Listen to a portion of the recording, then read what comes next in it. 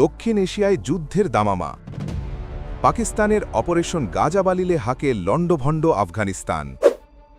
কিন্তু সবচেয়ে বড় প্রশ্ন, তালেবানের সর্বোচ্চ নেতা হিবাতুল্লাহ আখুন্দজাদা কি তবে নিহত? ইউরোপীয় গোয়েন্দা সংস্থা ওসিমন্টের দাবি, পাক বিমান হামলায় প্রাণ হারিয়েছেন আখুন্দজাদা। টিটিপি দমনের নামে নানগারহার ও পখতিয়ায় পাকিস্তানের চালানো এই ভয়াবহ অভিযানে রাতারাতি বদলে গেছে সীমান্ত পরিস্থিতি। পাল্টাপাল্টি হামলায় 2 শতাধিক তালেবান যোদ্ধা নিহতের দাবি ইসলামাবাদের। ধ্বংস হয়েছে অর্ধ শতাধিক ঘাঁটি।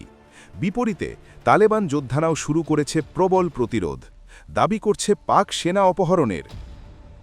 হামলার কড়া জবাব দেওয়ার হুঁশিয়ারি দিয়েছেন হামিদ কারজাই। অন্যদিকে চরম উত্তেজনার মাঝে চীন, রাশিয়া ও সৌদি আরব আহ্বান জানিয়েছে সংলাপের। রণক্ষেত্রে পরিণত হওয়া ডুরান্ড লাইন কি তবে পূর্ণাঙ্গ যুদ্ধের পথে? পুরো অঞ্চলের স্থিতিশীলতা এখন খাদের কিনারায়। জেড টিভি বাংলা, নতুন ভাবনায় প্রতিদিন।